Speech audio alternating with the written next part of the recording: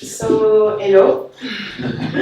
My name is Alix Bizet. I'm a graduate student from Design Academy Eindhoven, and I will present you my project, Hair Matters, and the subject of my research, human hair.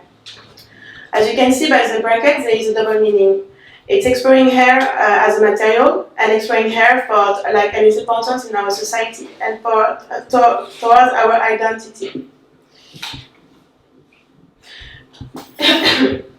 Hair is a subject crossing anthropology, history, and fashion. It's also a universal subject across the world, culture, and ethnicities. It marks our individuality towards the group and society.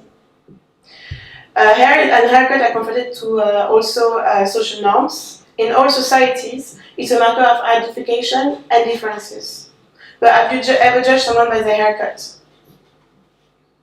For instance, in these images, I choose two singers and two sisters, and how they are perceived differently from the media and the public.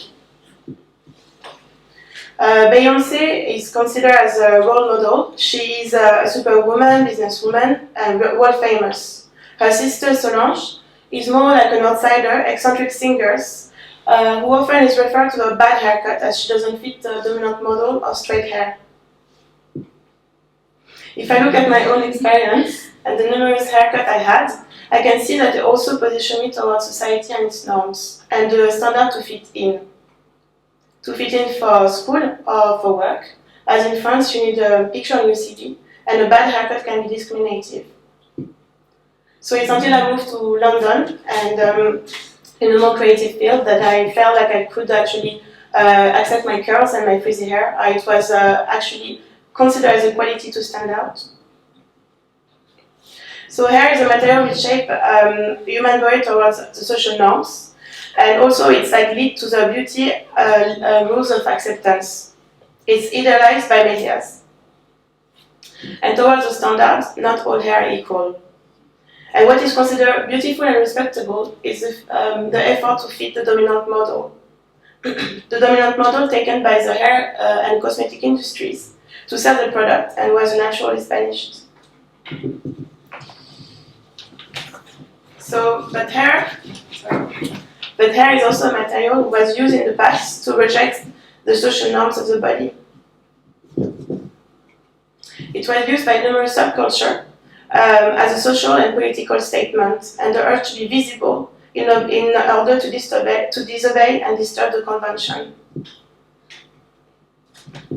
Porter un afro ou porter les cheveux longs was a signature, so I can translate. It means having afro hair or having long hair was considered as a signature of a political statement in France in the 70s.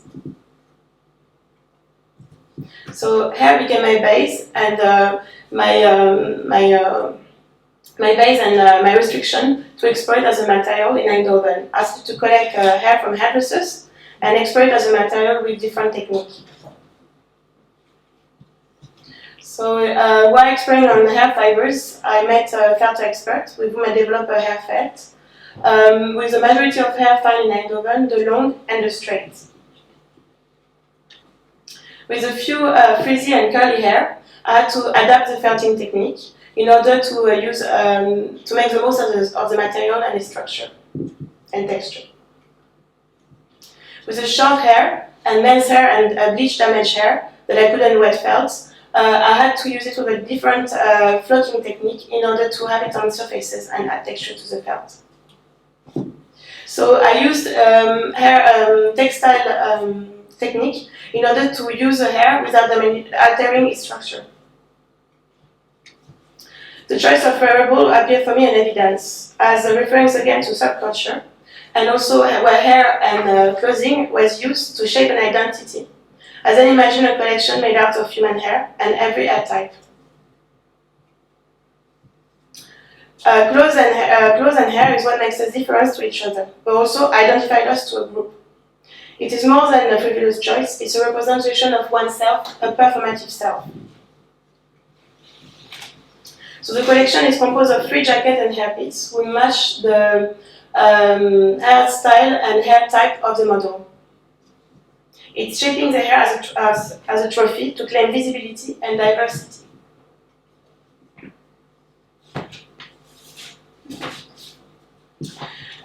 The fact to overplay the haircut with a jacket and hairpiece, matching the hair type, is to create surprise, disturbance, but also discussion of what is considered as a normal hair, as hair cannot be normal, associated to a unique individual with a unique DNA and heritage. My aim is to highlight those considered with bad hair and use it to celebrate diversity and the urge to talk about democracy of hair and individual as a fashion statement.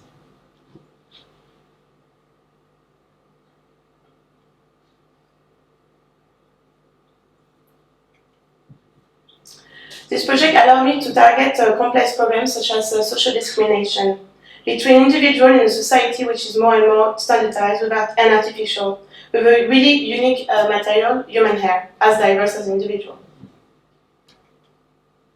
So I will show you the different jackets and hairpiece. So hair matter is a collection of garments which is used as a distributed tool. So you can see, for example, in the case of Judy, who is my first model, that I use the extension that I found in Eindhoven because no one wanted it because they were curly. And I match it to her hair type, but also to create a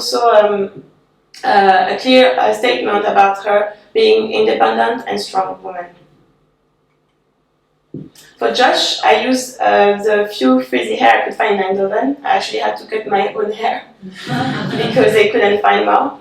And it's also to add diversity to the felt. And also texturization. For Lucas, who has not a lot of hair, it was to talk about the complex problem of aging and losing hair for men. But also, I used the flock to add a bit of color to the felt, which is quite blunt. And I wanted to also target the problem, for example, for him to not have hair in a world of hairy men. So after my graduation, I had a lot of interest from media and bloggers, and they always interview me with the same question. The first question was, how did you find the hair, and was it easy? Well, the answer was yes. But they were also curious about my position as a designer, if it was also ethical to make a jacket made out of human hair. So to answer to this question, I refer to my first reference, who is Zoran Todorovic, an artist from Serbia, who collected hair for 5 months in Belgrade, in Serbia, and produced blankets made out of human hair, to understand the DNA of a country, so the identity of its inhabitants. Because once this country was in war, ethnic war.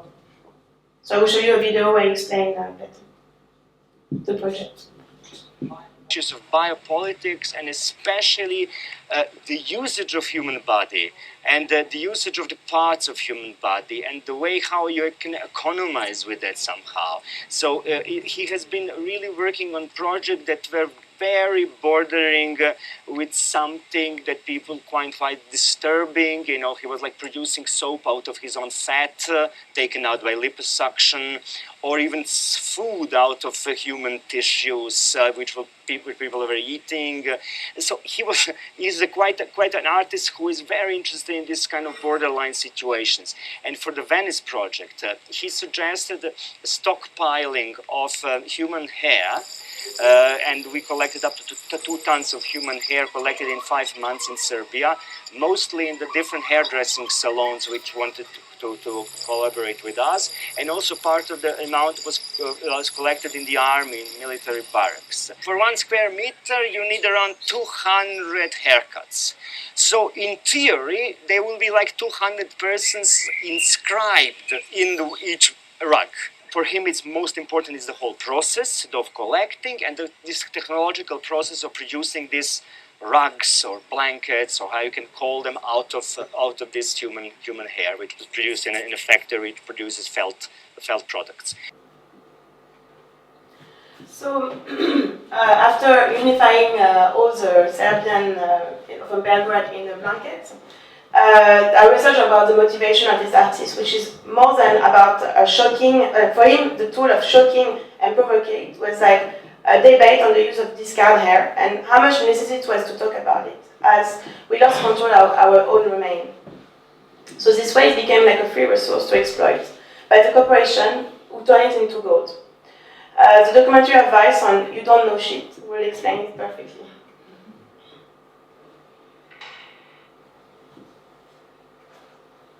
So without altering our production chain, hair has the capacity to adapt and to the fast-paced society. So Shock and Bizarre is a tool to communicate and open a debate on hair and the political and social material, but also as a resource. Without forgetting the past trauma and unethical business of hair extension in India and China.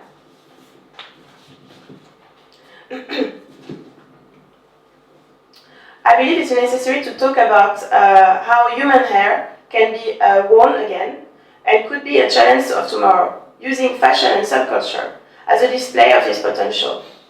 But it's also to forecast a future where waste, which is already a valuable resource and already exploited by a corporation, will be a problem in the sense of people are not alert to the fact that they are using it because they are controlled by their own fear and taboos.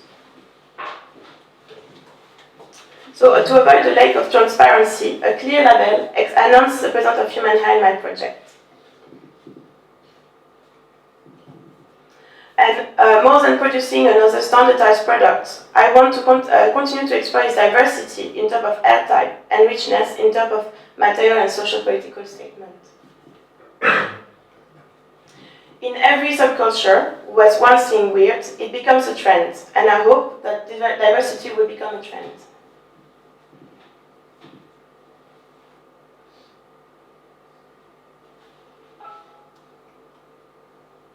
So this project will be exhibited in Utrecht from February to May 2016 in Central Museum.